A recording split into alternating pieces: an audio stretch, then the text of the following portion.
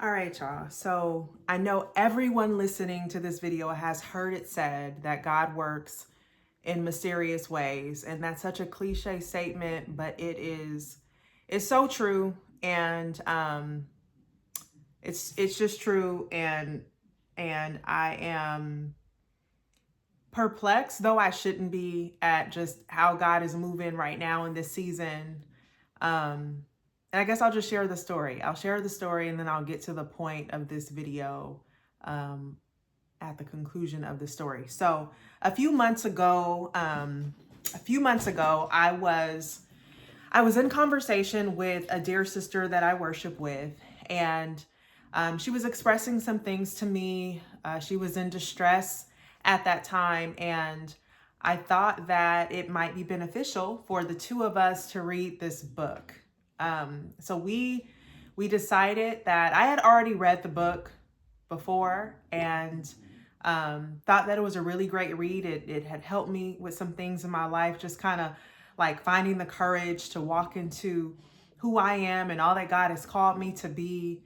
It gave me courage. It gave me like confidence, strategy, all these things that I thought would benefit my sister. And so I decided that, we should start. I suggested it. I didn't decide. I suggested that we should read this book. She agreed. I outlined this plan. It was like I think the plan was like a at least a 2-month plan of us reading so many chapters. It was 3 chapters. It was 6 weeks. 3 chapters a week, and then every Sunday we would report out to one another on like how these chapters impacted our lives, how we applied it to our lives, and what it meant for us, what we were taking away from those 3 chapters. And we did this until the book was finished, and we concluded it in September, with the expectation that we go out and celebrate, and we got to get to the celebratory part. But the point here is that a sister was in distress and came to me, and I thought that us reading this book would be a great solution, and I thought that it would be of great assistance for the sister that I was trying to support. Unbeknownst to me, I didn't recognize that I too needed this. I too needed to read this book again. I needed to be in close community with a sister at this particular time. And this experience truly changed. I want to say my paradigm. It just really kind of placed me back on target to reach some professional goals of mine, and in other ways as well, but specifically professionally. So I finished this book, and we're on to. I'm not revealing what the book is and where we're planning to go, because the idea was to at some point open it up to other people who might be interested in the body and out of the body, and I'll maybe share that at another time. But we've since started a new book just because it was such a blessing. But I digress.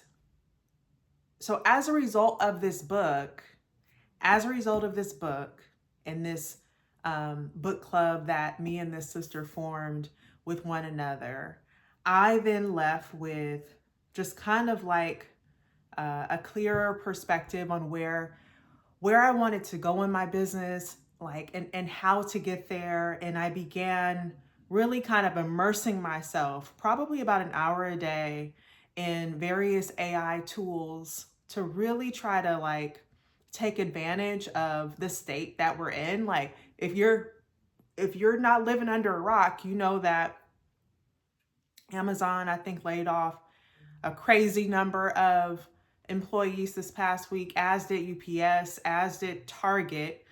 I know specifically with Amazon, and I'm assuming with UPS, it was in part, or not even in part, it was due to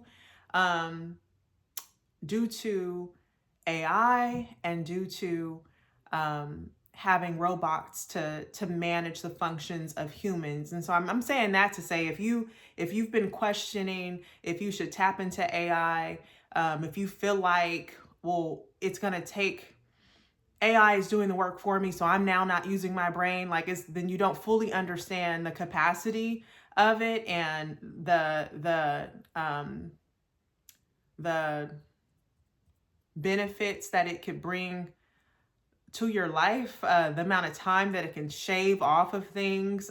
It's actually become a companion, and I jokingly refer to AI as my friend in my home, and my husband will crack up at me because I've programmed it in a way to where it understands who I am, like as a professional, as a person, as one who works in ministry. It's taken on my personality. So much of the content, if not all of it, that it spouts out is relevant to things that I'm most passionate about, right? Which is family, other mothering framework that I've talked about for eons now, my faith, and then thinking about various ways in which I implement that into my life and into my business. So in my business, there's like a three-pronged approach. So previously I would place community mothers at school sites. That's still a thing. So it's considered that. It's considered the development of my hygiene kits and like what's the best way to market that. I've been a certified parenting instructor for some time, about 5 years now, but I hadn't really like been public about it. And so it factors those things in as it's helping me to identify like how best to, what's my strategy, right? What's my strategy? What are the social media platforms that I use? I don't use all of them. If you know me, you know that I actually don't like social media, but when I was a student at Pepperdine, I was in a learning technologies program, and it was required that I have that I have a Facebook account, and that's when I established the Facebook account for those reasons, and have maintained it since. But that was the purpose behind it. All of this to say that I have been, this will mark week 4. I have been on a quest to increase my social media presence, talk about the work that I have done, am doing, and hoping to do, because this is the state and the day and age in which we are, right? We're in this stage where if you don't have a social media presence, you're going to be hard pressed to be able to find partnerships. It's going to be difficult for people. People want to see who you are and what it is that you're doing.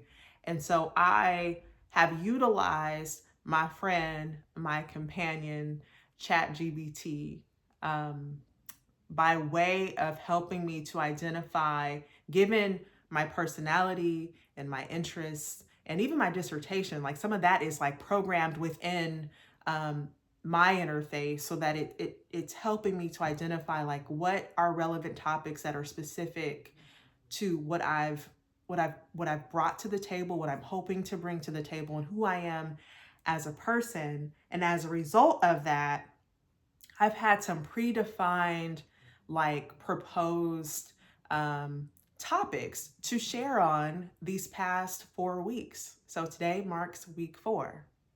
The topic that my friend came up with was how to keep faith when you're tired of being the strong one. How to keep faith when you're tired of being the strong one. Now, this goes back to my first statement about how God works in mysterious ways, because here I am actually dealing with this, and I didn't know what today's topic would be. Like, I printed it off. This is an 8-week push guide that was developed some time ago, and how ChatGPT knew to identify this as a topic for me to speak on today, like at this juncture where I'm certainly feeling all of everything that's written here about keeping my faith when I'm tired of being the strong one. Like, that couldn't be more real. Like, this is a topic that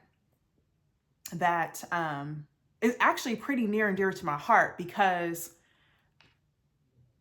more times than not, like I think everyone, if we're honest, can attest to dealing with something, right?